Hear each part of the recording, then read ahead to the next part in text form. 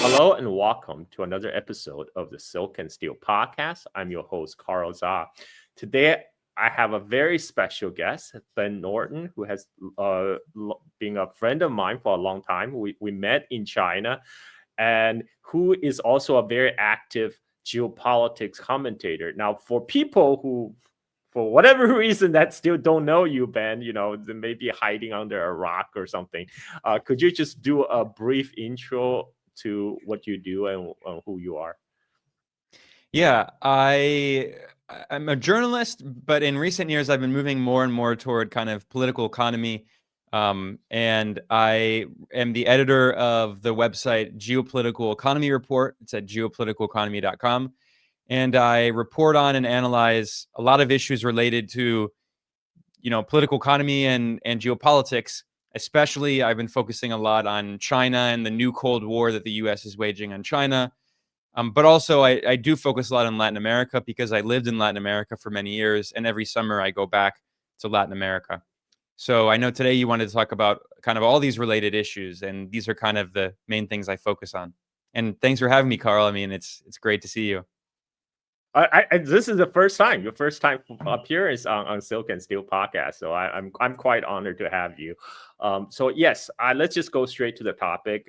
Right, recently, there seems to be, at least on surface, that there's a possible détente forming between United States and Russia over Ukraine, and with China over the geopolitical competition over East Asia. And there's even a RAND report about deprioritize. There was a Pentagon leak about deprioritizing competition with China and focus on what they call quote unquote homeland, and what by which they really mean West Hemisphere, which include Latin America.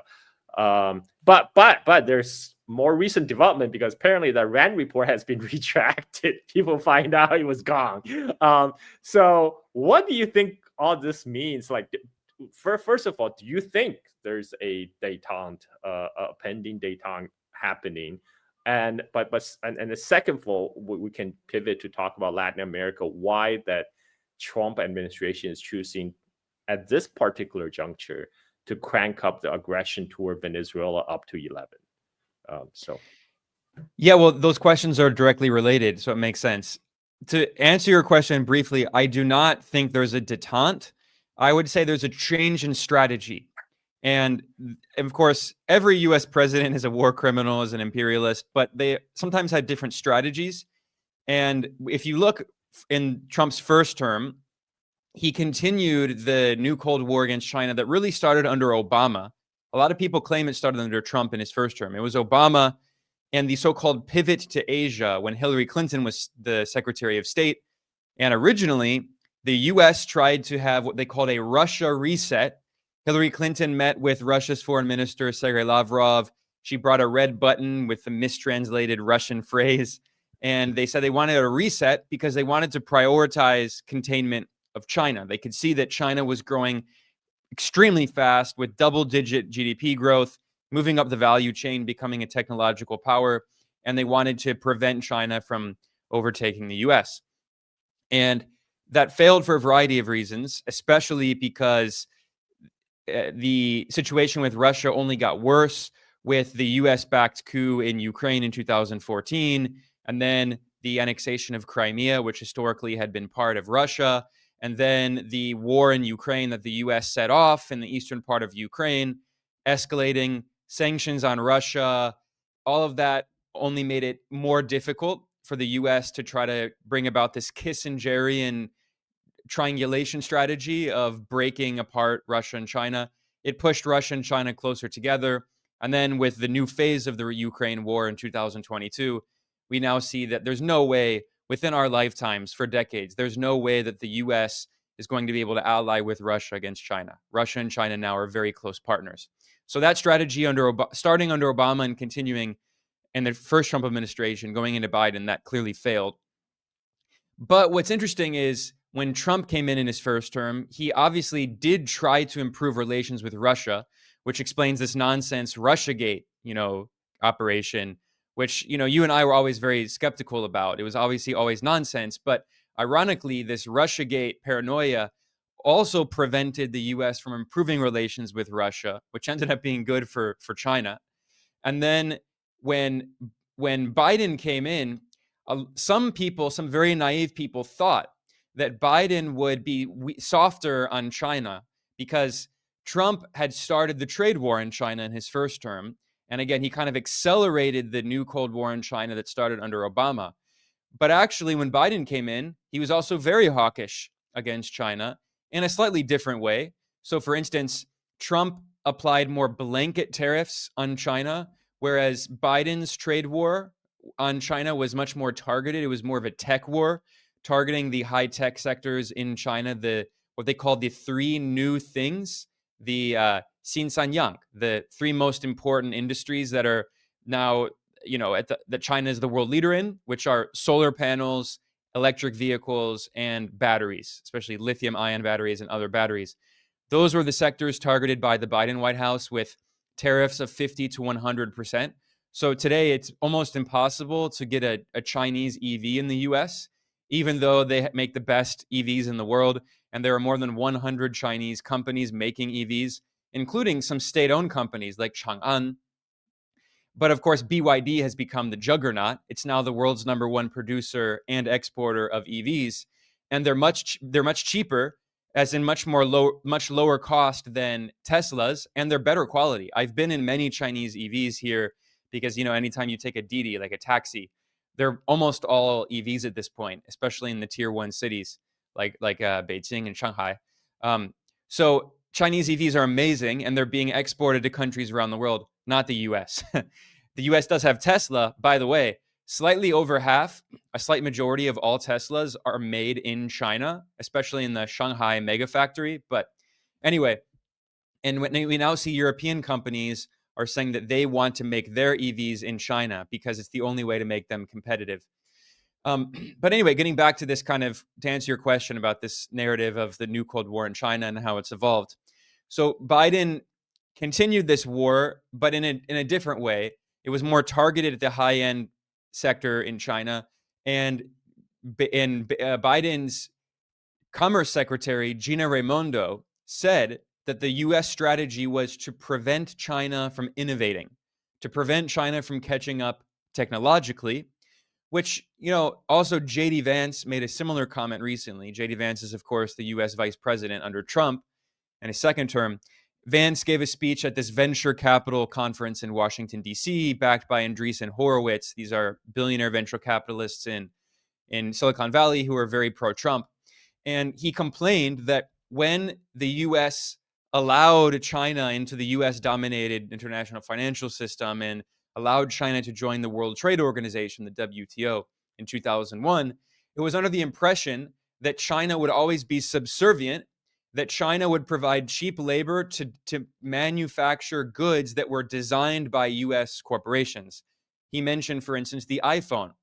He said very clearly something that critics critics of neoliberal globalization have been saying for a long time, and not just me, other people, that the point of neoliberal globalization was trapping China into this international division of labor, so U.S. corporations would provide the most high value added services that are the most profitable, like designing the iPhone, designing chips and things like that.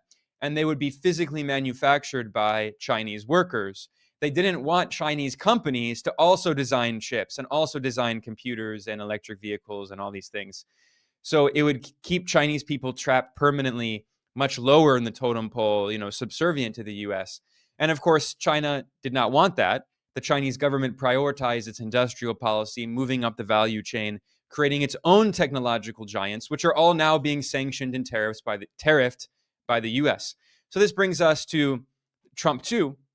In fact, I was just reading this morning, Reuters reported that the Pentagon is now pushing to add several other major Chinese tech giants to the entity list, which would be a form of sanctions on Chinese companies. They already did this to Huawei to try to destroy Huawei.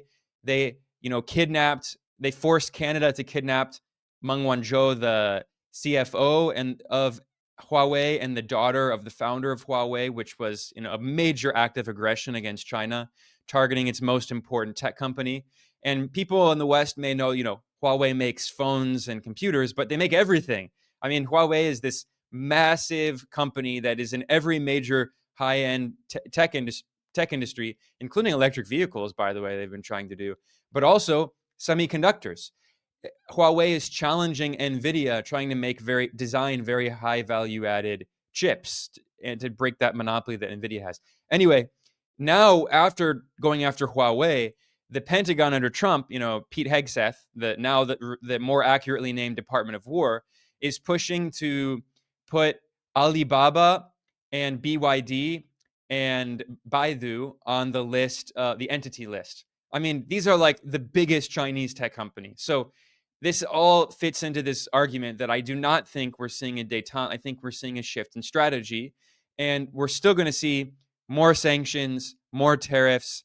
I think in the very short term, maybe for a year, the US has decided that it can't continue with more tariffs on China because China was able to defend itself, unlike any other country.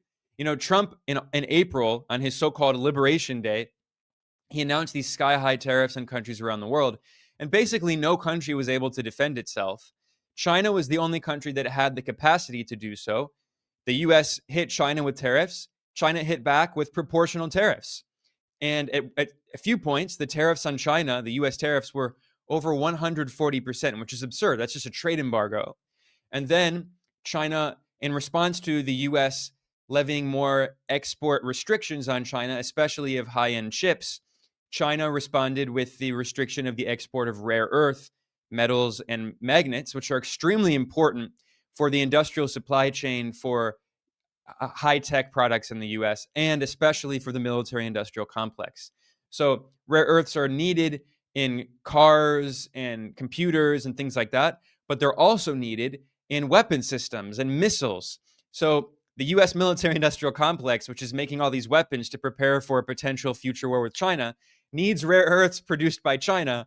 China restricted the export of those rare earths, and China dominates the global supply chain. So these factors forced the US to take a step back, and essentially Trump, with this agreement that he made with President Xi Jinping in South Korea in October, they took a step back to where the situation was when Trump came into office. The tariff level on China is still pretty high, but it's where it was when Trump entered.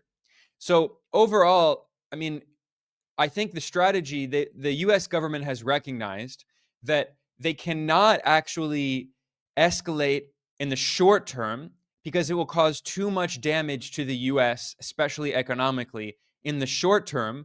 So they need to prepare for the medium to the long term to have a strategy of decoupling. This is this term that in Washington they constantly use, they're obsessed with.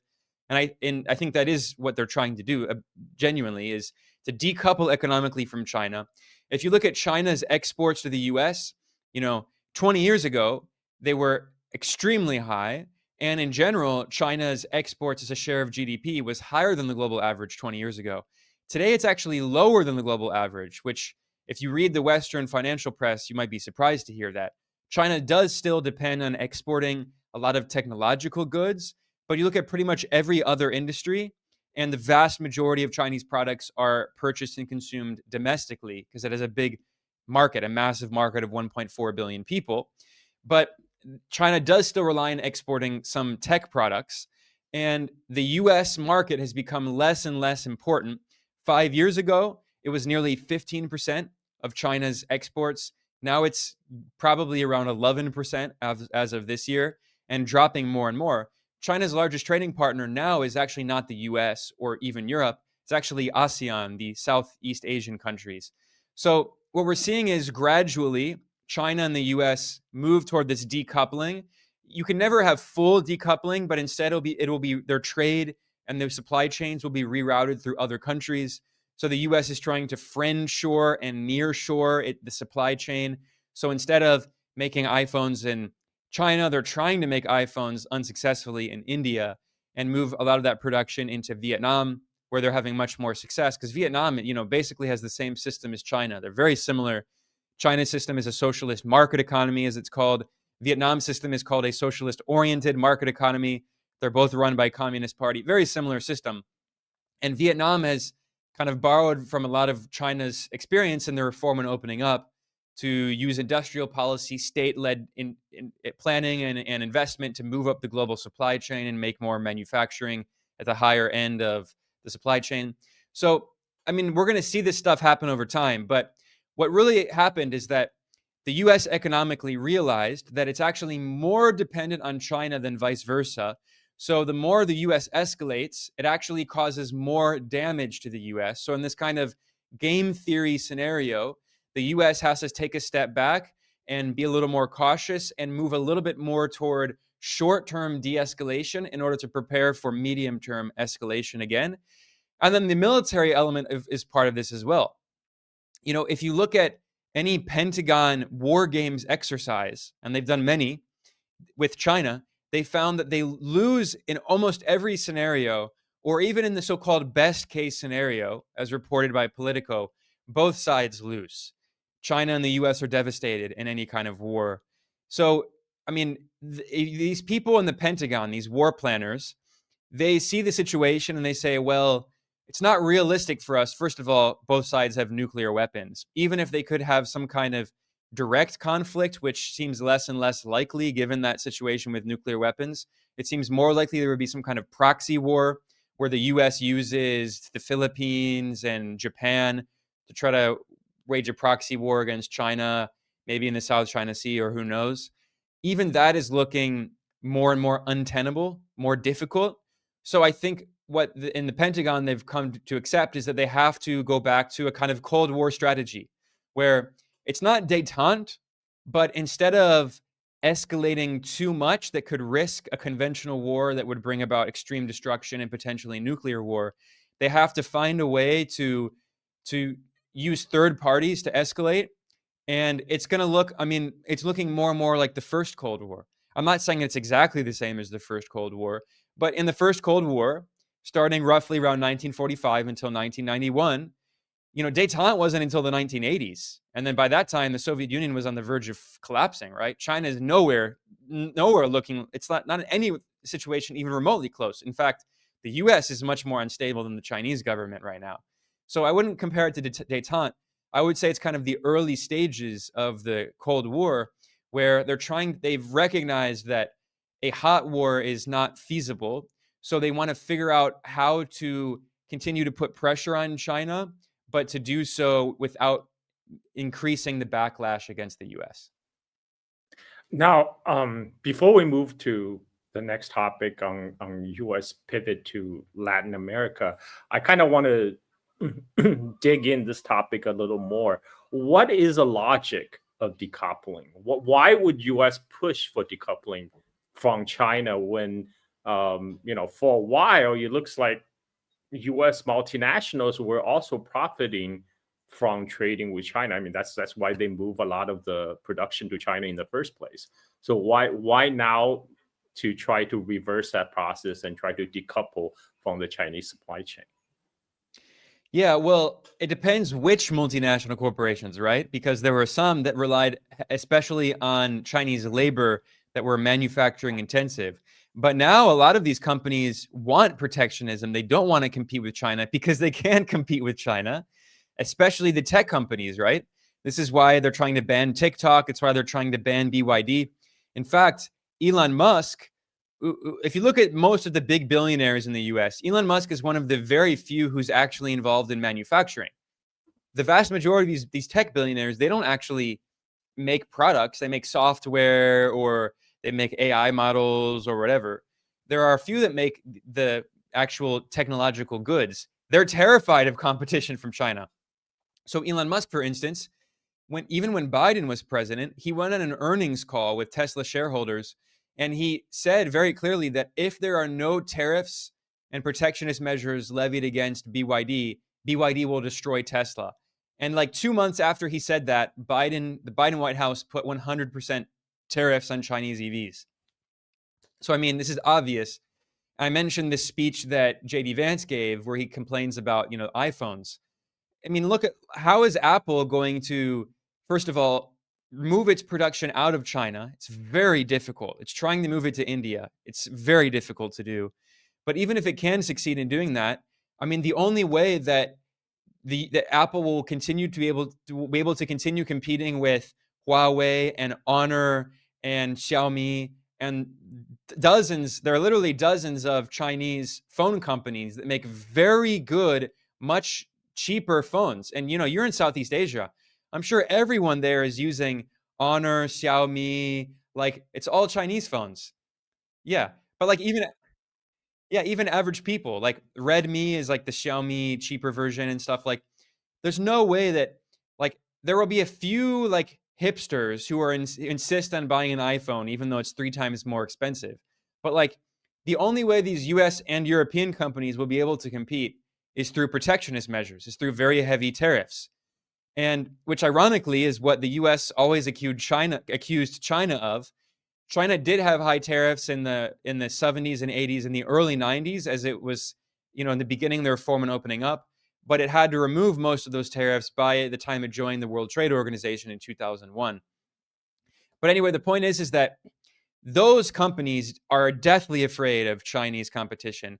But there were certainly other companies that, when China didn't have competitors, they loved investing in China because they could simply exploit lower paid Chinese workers who were very skilled, very well educated, thanks to all of the policies. I mean, people love to talk about their reform and opening up, which of course was very important in China's development. But even going back to the Mao era, people like to erase all of that, but that's why the Chinese population was very well educated, was well clothed and fed, and had basic infrastructure.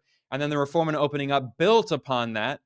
India never had that kind of revolutionary experience. There's still hundreds of millions of people in India who are illiterate, who don't have enough food, who don't have access to water and electricity. All of that basic infrastructure and human capital development was already, that base was set in the Mao era. So when Deng Xiaoping initiated the reform and opening up in 78, they had all of the necessary infrastructure and education levels and all of that in order to have this very skilled, educated workforce. And at first, yes, they were working for these foreign companies, but China knew they didn't want to just stay at this lower level in the supply chain. They wanted to make their own tech companies and their own firms that could actually challenge these Western monopolies. So I think, there's this idea that from 20 years ago that all these US multinationals loved investing in China. Well, I think the situation today is quite different. I haven't even talked about, the financial sector in the US, which also, they're very, these days, I mean, there have been like ebbs and flows, but these days they're very bearish on the Chinese financial sector. They are very skeptical about the Chinese financial sector because China's financial sector is state-owned. It has capital controls. So now getting back to this idea of decoupling that you asked about. Decoupling, I think, why does the US want to do this? Well, obviously, because if you're preparing for more and more conflict, even if it's not a direct conventional war, if you're going to have more conflict, the US is going to impose only more and more sanctions in the future. I mean, come on, like this idea that there will be fewer sanctions is absurd. And in order to prepare for that situation and to minimize the backlash, the blowback on the US economically, they have to decouple more and more. This is the issue with the whole rare earth issue, right? Because the US now recognizes that it can't escalate as much as it would like to, because it would actually cause more damage to the US than it would cause to China, right? So if the US can decouple, and this is why the US Congress, the House Committee on China, this crazy anti-China committee that Marco Rubio was a key part of, they published a report detailing the US plan to develop a new supply chain for critical minerals to try to remove China from that supply chain and many other sectors. I mean, I mentioned, iPhones and all of these technological products that are still made in China. They're trying to move them to other countries so that 5-10 years from now, when they hit China with more sanctions, and eventually they're going to do to China what they've done to Russia. I mean, it's inevitable. They're going to do that. They're going to try to disconnect Chinese banks from the SWIFT system.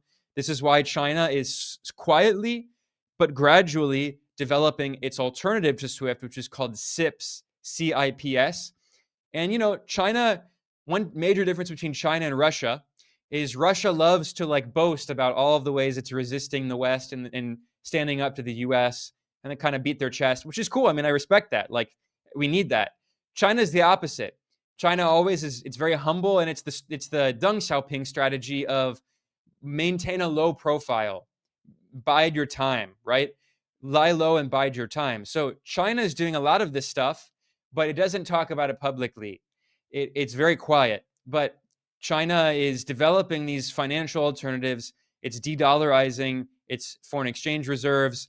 It's massively buying lots and lots of gold. A lot of this is not officially reported in the reports from the People's Bank of China, the Chinese central bank, but we've seen reports in like the Financial Times and Bloomberg that China is just stockpiling all of this gold and reducing its holdings of US Treasury securities, preparing for more sanctions. I mean, the decoupling is necessary for the further escalation. This is why, again, I don't see any evidence of détente. I see evidence of a de-escalation in the short term to prepare for more medium to long-term escalation to minimize the blowback on the US. And you mentioned tech companies and Jason, and that actually reminds me, a lot of the very hardcore China hawks in US are these Silicon Valley tech bros like Palantir. You know, Palantir co-founder Alex Karp is one of the hardcore China hawks, but really a lot of their rhetorics strike me as they're just trying to expand their grip, because their whole line is, you have to give us $500 billion of investment because we cannot let China win. That's why, you know, you must give $500 billion to the Stargate project, or you have to give us $1 trillion to build data centers because China cannot win. I mean, that's like literally their only selling point is you have to blow up this AI bubble because we cannot have China develop Terminator and Skynet first. We got to be the first to do that. So yeah, I think there's definitely that at play. Now, what? One quick note, Carl. So OpenAI, you know, this is the most influential US AI company. It's a private company, but it's largely owned by Microsoft. Microsoft has a very big stake in it. And OpenAI's CEO, of course, OpenAI makes ChatGPT. OpenAI's CEO, Sam Altman, this, you know, billionaire tech bro from Silicon Valley, he has been lobbying hard to ban DeepSeek and now Kimi and all of the other Chinese AI models.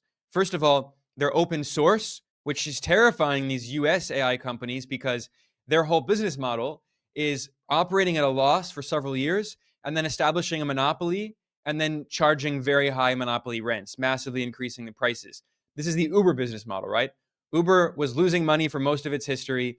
It destroyed most of its competitors, got over 70% market share, and then massively increased prices of taxis.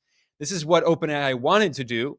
And obviously, China's open source models prevent so-called OpenAI from having that. It should be called closed AI.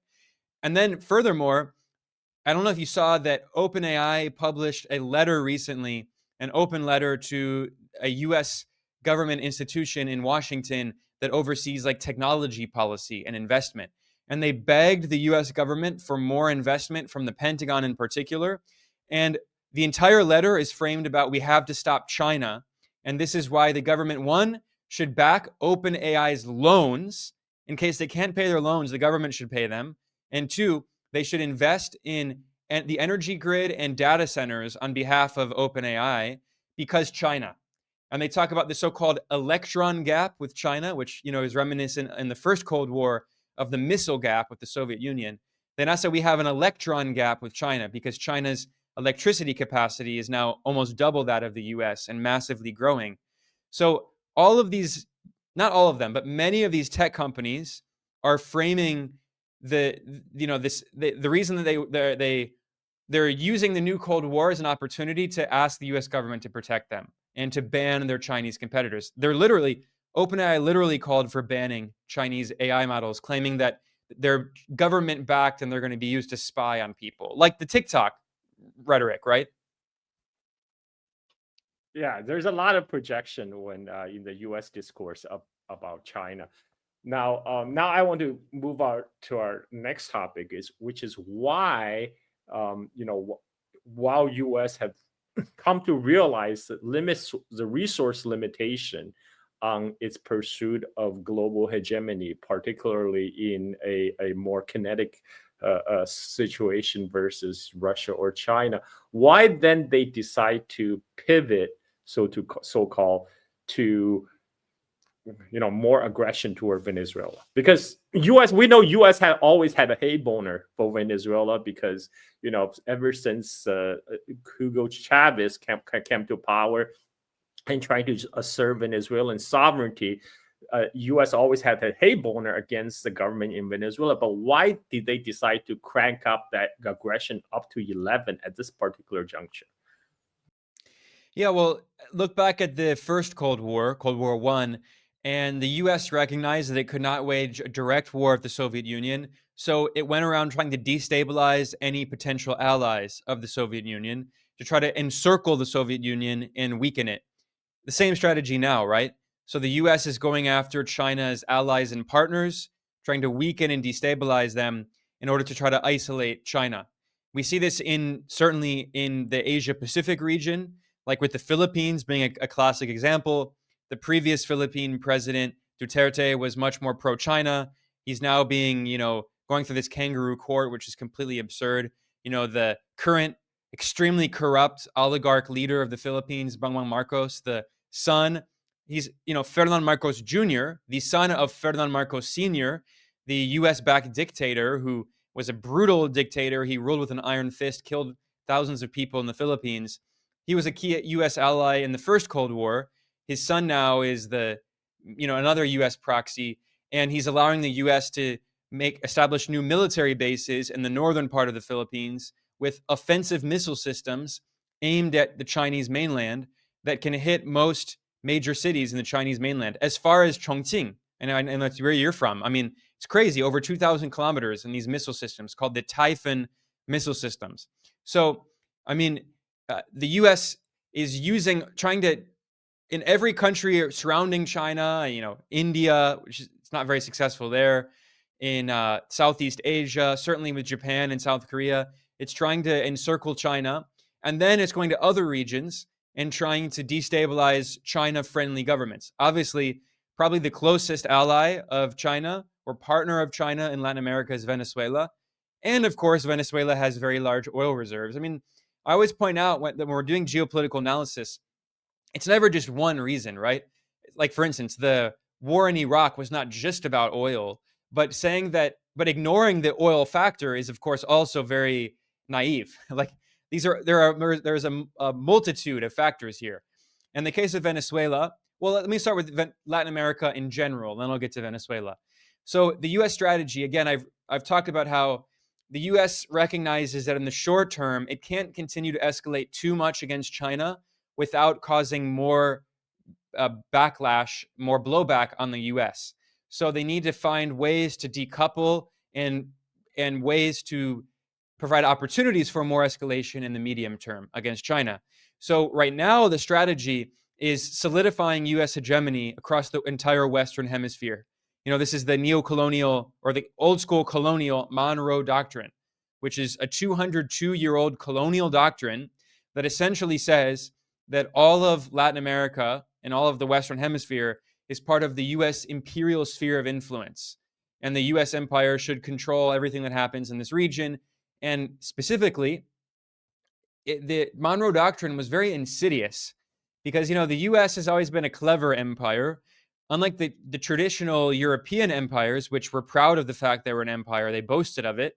The British Empire boasted that it was so big that there was always a part of the empire where the sun was rising. The sun never set in the British Empire. Whereas the US has always been an empire that claims not to be an empire, right?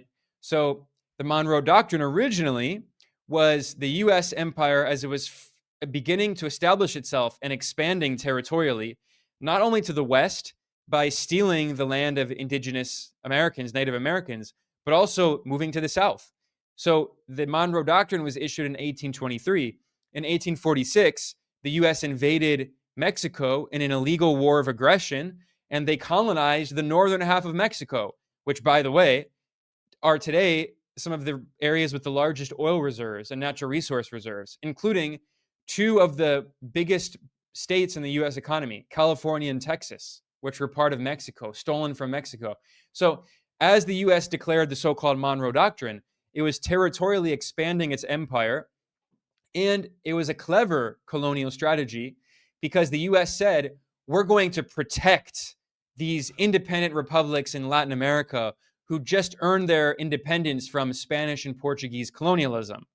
We're going to protect them. Of course, that's absurd. The US was not protecting them, it was replacing the Spanish and the Portuguese colonialists as the new colonialists.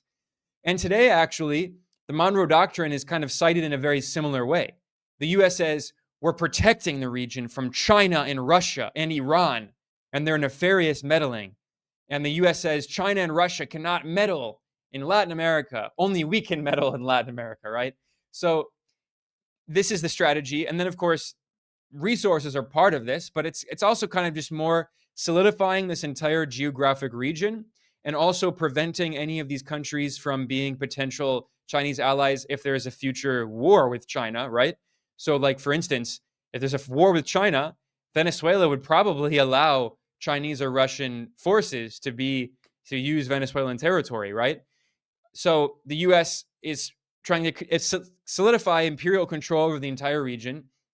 Now, in terms of Greenland, which is the Panama Canal is obvious. Trump wants to colonize that, and this is for trade. Clearly, he says China controls it. It's not true. China does not control the Panama Canal. There were some Chinese companies that were invested in ports on different sides of the canal, but they were not run by China. They were not run by the Chinese government, certainly. And Trump is trying to force it's actually a Hong Kong company, but it's still Chinese. Trump was trying to force this Hong Kong company to divest from its investments in Panama, and instead, BlackRock was going to buy them up.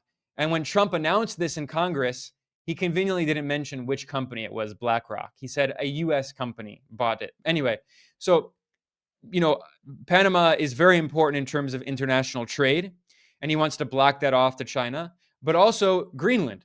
Greenland is important, one, because it has a lot of critical minerals that the U.S. wants to replace its dependence on China for critical minerals in the supply chain. And as climate change leads to, rising global temperatures, it's going to start to melt some of the ice in the Arctic, and it's going to make it easier for ships to go through the Arctic and near Greenland. So the U.S. already has a military base in Greenland. They want to colonize it, militarize it further, and exploit its critical minerals. So these issues are all related to kind of preparation, strengthening the U.S. empire, strengthening its control over key commodities, natural resources, critical minerals, to make its own kind of supply chain within Latin America. And another part of this, by the way, is exploiting cheap labor in Latin America, because the U.S. wants to reindustrialize. Trump says that, but they're not going to do that realistically in the U.S. It's not going to happen. We're actually seeing the number of manufacturing jobs in the U.S. falling under Trump. And so what they're going to have to do realistically is friend-shore. A lot of that's going to Mexico, but they want to send it also to other parts of Latin America.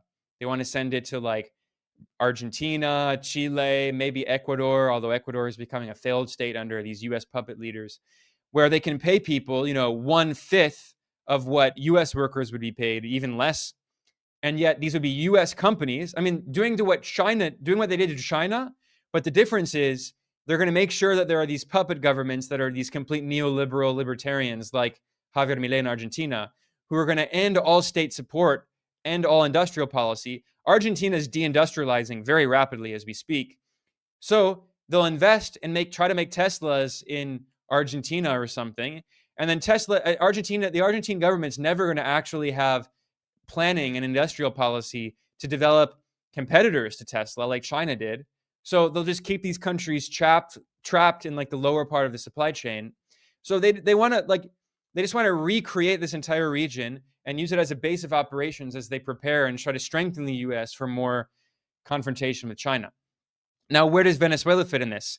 Obviously, Venezuela has the largest oil reserves. I mean, the US, by the way, is the world's largest producer and exporter of oil. This is a huge change in the past 10 years, one of the biggest geopolitical shifts. The US produces more oil than Saudi Arabia and Russia.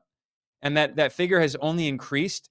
It massively increased under Obama. He boasted about this. It increased under Trump in his first term. It increased under Biden.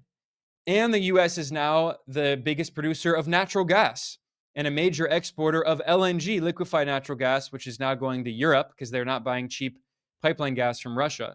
So it's not like the US needs Venezuela's oil, but of course, US corporations would love to exploit Venezuela's oil. They've been trying for many decades after it was nationalized.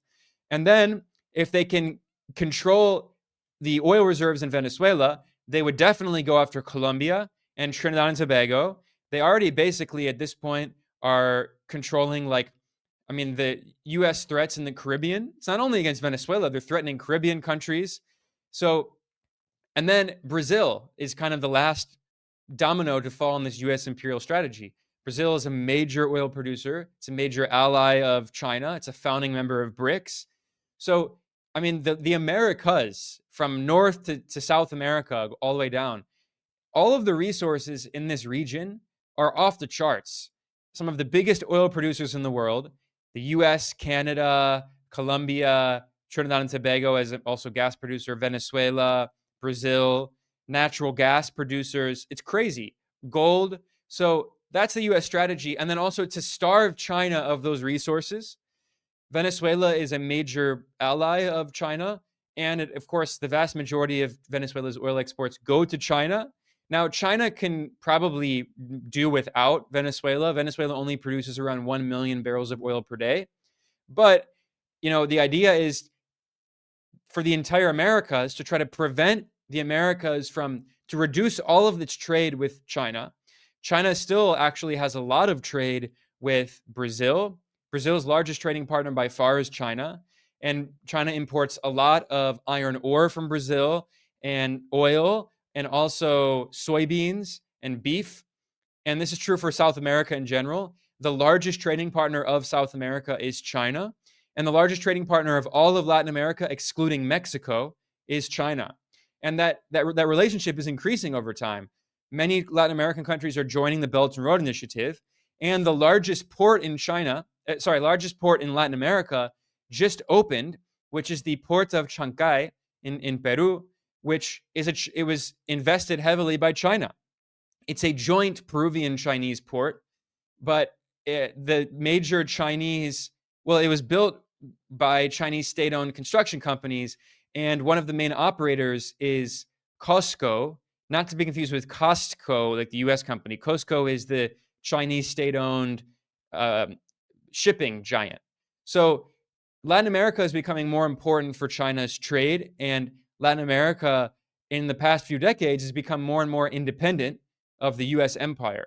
So the US strategy is to try to solidify more control, and this would also be a threat to other countries in the global south, especially Africa, saying you cannot have close relations with China. We're in a new Cold War. We're not going to allow you to be non-aligned. The US is going to try to force countries to say you have to pick a side. You're either with us or against us, as George Bush said. And Venezuela is this country that, first of all, again, given all the resources, it would be very strategic, but also symbolically, it would be a massive blow to, first of all, the entire Latin American left. If Venezuela falls, almost certainly Cuba will fall. And then the US would probably also try to overthrow the Sandinista government in Nicaragua. And then any other left-wing government in Latin America would be immediately threatened. Brazil is the real prize, but that's much more difficult. They tried to do that by imprisoning Lula on fake charges in 2018 and putting Bolsonaro in power. But, Brazil has been able to, Lula has been very clever, and they were able to take action against Bolsonaro because of the coup attempt and all of this. But the strategy is to go to these different regions, to weaken all of the independent countries that are Chinese allies, to destabilize them, to impose hegemonic control, and then to send a message to other countries that they'll be next to try to isolate China. Well, thank you for connecting all the dots. I can just sit here and listen to you for hours. I'm just asking you to speculate now. Given the current U.S. military buildup in the region, particularly in the Caribbean, do you think there's a realistic chance for U.S. military action against Venezuela, or is this just act of bluffing?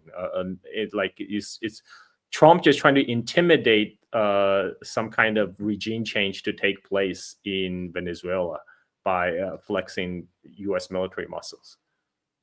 Yeah, it's a very good question. It's the $1 billion question. No one knows exactly what the strategy is. Trump loves to do this kind of madman strategy like Richard Nixon, but I honestly think that it's likely that yes, there will be further US military action and escalation. I mean, the first thing I'll say to your question is there already is US military action. The US has already killed dozens of Venezuelans and some Colombians and Trinidadians in these strikes in the Caribbean. And of course, this is completely bogus. This idea that it's because of drug trafficking, totally false. This is the new WMDs narrative, the weapons of mass destruction lie that the US used to justify the illegal invasion of Iraq. We know that was false. Now, what they're saying falsely is that Venezuela's president, Nicolas Maduro, is the head of a so called drug cartel that they call the Cartel de los Soles, the Suns cartel, because the Venezuelan military has like a sun patch on their uniform. Totally absurd. First of all, even mainstream analysts in Western think tanks funded by Western governments have admitted that this so-called Suns cartel does not exist. It was made up. It's being pushed by the Trump administration and the far-right Venezuelan opposition, which is backed by the U.S., led by these people like Maria Corina Machado, this far-right extremist who is very pro-war, and yet she won the so-called Nobel Peace Prize, along with war criminals like Henry Kissinger and Barack Obama, and the CIA asset the Dalai Lama and other U.S. government-funded operatives. So she is working with Marco Rubio very closely to try to justify more and more military attacks on Venezuela. Now, during Trump's first term, let's not forget, Trump launched another coup attempt in Venezuela, and this was using this puppet, Juan Guaido. And in fact, I remember, Carl, that I've been to Venezuela several times. I remember one time I interviewed you in Venezuela. We were talking about China and Venezuela relations in 2019 during that coup attempt. So that was, a lot of people were scared, obviously, that it failed, but a lot of people in Venezuela were very scared that there would be a US invasion. And Marco Rubio was pushing for a US invasion at that time. Also, I should point out, I have an article about this on my website, geopoliticaleconomy.com, that Trump's defense secretary, Mark Esper, a former VP of Raytheon turned defense secretary, now he would be known as Secretary of War, more appropriately. Mark Esper, after he left the first Trump administration, he wrote a memoir, and in it, he admitted that they talked about military attacks on Venezuela. They discussed potential options, including of an invasion, including missile strikes or airstrikes. They didn't do the airstrikes, but let's not forget there was an attempted invasion of Venezuela backed by the Trump administration that people jokingly called Bay of Piglets. This was in May 2020. It was called Operation Gideon, and it was led by U.S. Special Operations Forces, Green Berets from the U.S. Army, allegedly former Green Berets, but I mean, come on. And they trained these forces, these mercenaries, Colombian and Venezuelan mercenaries in northern Colombia, and then they took a boat into Venezuela and tried to invade, but they were actually caught by a union of left-wing Venezuelan fishermen who supported the government, and they informed the authorities, and the authorities found these mercenaries and arrested them. And this was overseen by this U.S. mercenary company based in Florida called Silver Corps, which was owned by another U.S. Special Operations Forces official named Jordan Goudreau, who was then screwed over by the Trump administration. What happens is when you work for the CIA like this and your operation fails, they abandon you. I mean, we've seen this so many times throughout history, right? They throw you under the bus, and the CIA said, "Oh, we don't know who this guy is. We have nothing to do with him." And he faced all these legal issues, and then he tried to sue the Trump administration because he was like, he admitted, we were going to Florida and meeting with Trump administration officials. We were working with the CIA, and then it all failed, and they just abandoned us and pretend like they had no idea who we were. This is the idea of, plausible deniability. So the reason I mention all that history is that, like, we've seen this story before, right? What they're doing is they recognize that the first time it failed, so they just need to go straight to the military option, which is why I do think we're going to see further escalation of the military attacks, especially now that, Marco Rubio is not officially in the first Trump administration. He had Trump's ear as an advisor, but now Marco Rubio is the second most powerful person in the US government after Donald Trump himself. Rubio is the second person in US history to simultaneously serve as both the Secretary of State, the head of foreign policy, that is, and the head of the National Security Council, the National Security Advisor. The only other person in US history who simultaneously held both positions was Henry Kissinger. And look how powerful Kissinger was in the Nixon administration. So Marco Rubio is obsessed with this. This is his lifelong mission. This is like his entire career has been dedicated to overthrowing the Cuban government and then the Venezuelan government. And then after that, the Nicaraguan government. Like, he's from Miami, Florida. This is like, if he can pull this off, he will be the next US president, because like Florida will just like, they will worship Marco Rubio in Florida. In Miami, like everything will be named after him. They will have statues on every corner of Marco Rubio if he can pull this off. I don't think he'll pull it off, but he thinks he can. Like, he's not going to lose this opportunity. So the question is, what will they do? I don't think that Trump will agree to send troops, at least large numbers of troops. I think he would agree to send special operations forces. He's already admitted to authorizing CIA covert operations. Now, come on.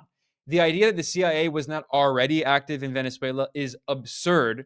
The Venezuelan government has released a lot of evidence in recent years of they've arrested these like random CIA operatives. Or at least the Venezuelan government said they were CIA operatives, and they've released some pretty strong evidence. Like, for instance, targeting Venezuelan infrastructure, trying to blow up Venezuelan power plants and oil fields. This has happened many times in recent years. So the CIA has obviously been active in Venezuela.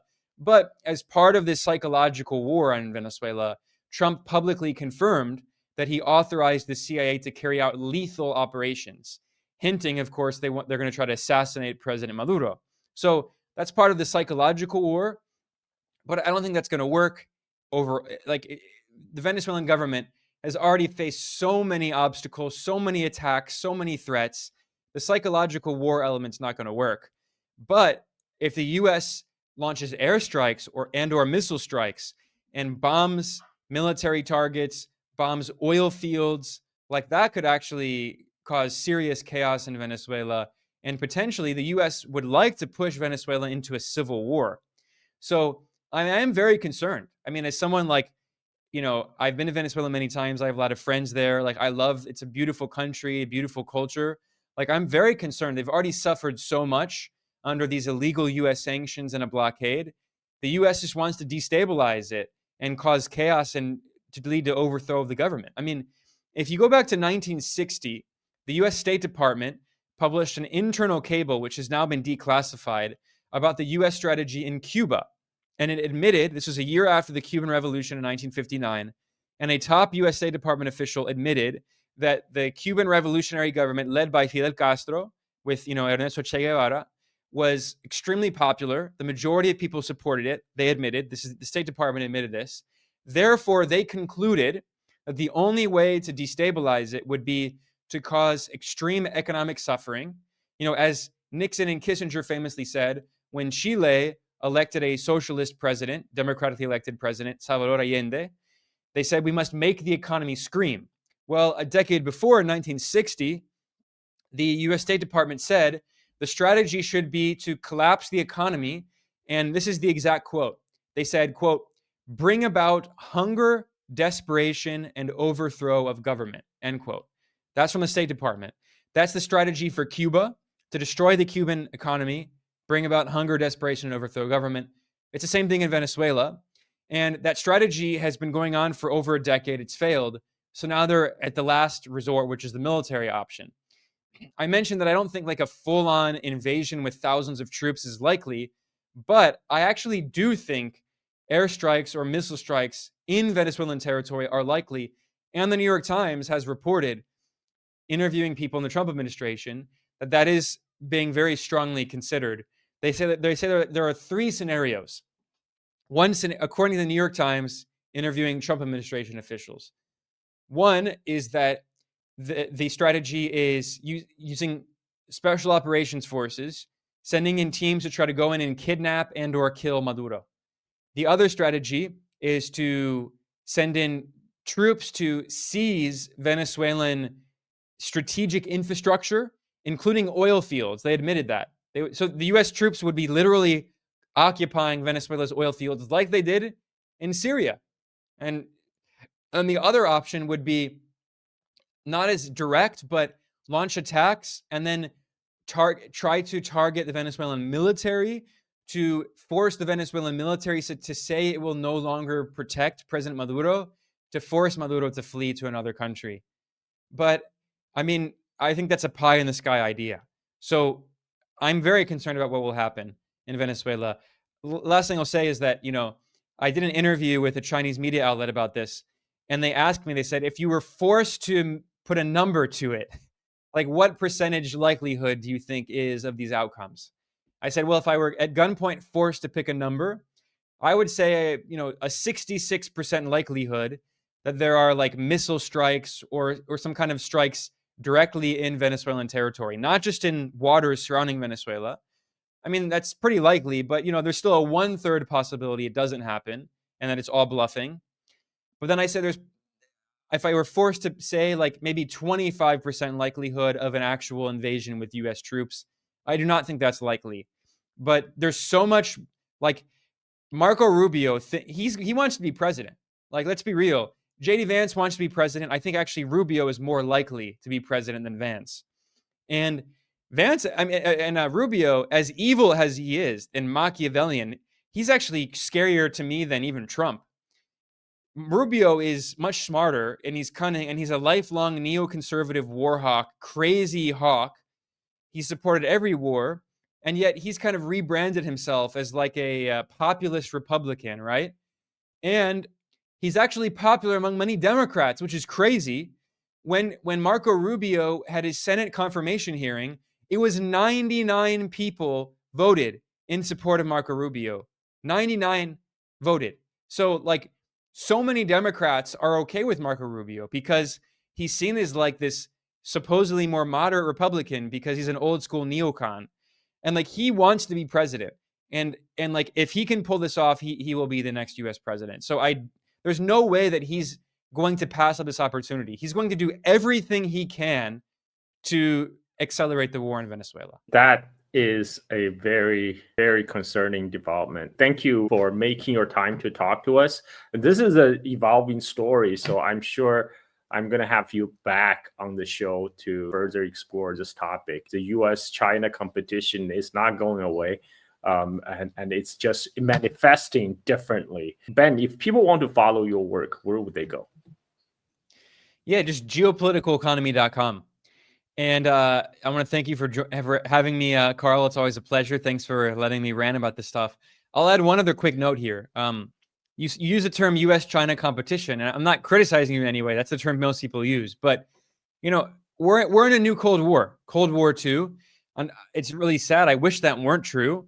But I will say that, even some people here in Beijing, they have acknowledged this. I mean, like I talked to a lot of Chinese academics here who are influential. In China, universities are more influential than in the US, where the government just ignores academics. But here, the Chinese government, they actually take the advice of experts very seriously. And I've talked to some high-profile Chinese intellectuals, academics at top universities, and several of them have said, yeah, we're in a new Cold War. Although I remember one said to me, I won't name him, but he said, I prefer the term Cold War II because this Cold War is very different from Cold War I. So calling it a new Cold War makes it kind of seem like it's similar to the old Cold War. He says it seems very different, but there's a sense of kind of pessimism about US-China relations. And most people have recognized that the best they can do is minimize the harm and try to reduce the speed of escalation of tensions. But in the long term, things will only get worse. which means that unfortunately, I think, for the several decades that come in our lifetime, the next 40, 50 years, I think it's going to be a time of a lot of geopolitical conflict and more, unfortunately, I think we'll see even more and more kind of violent conflicts like during the first Cold War. So unfortunately, what we're talking about with Venezuela and all of this is, in my view, probably the beginning of a very dangerous moment in history. Thank you for that very important clarification, because sometimes when people say U.S.-China competition, it almost seems China is like an equal participant in precipitating this confrontation, but actually it's a U.S.-led, U.S.-imposed Cold War 2.0. This is a confrontation that China does not want. Like President Xi Jinping said many times, the world is big enough for both U.S. and China to coexist. But that's not the mentality of the elite in Washington, because they only believe in the zero-sum competition. That means, for U.S. to be on the top or continue to rise, the other people must be pushed down. And this is why they're taking the tongue near heart approach of competition, try to kneecap everybody. But yeah, this is it is what it is. And again, I have to say thank you for making your time. I can geek out on this for hours. I'll just be quiet, turn off my mic, and listen to you. It's very elucidating on many of the topics, especially how you connect all the dots. So thank you again, Ben, for making the time to speak to my audience. And for the people watching, thank you. And until next time, bye-bye.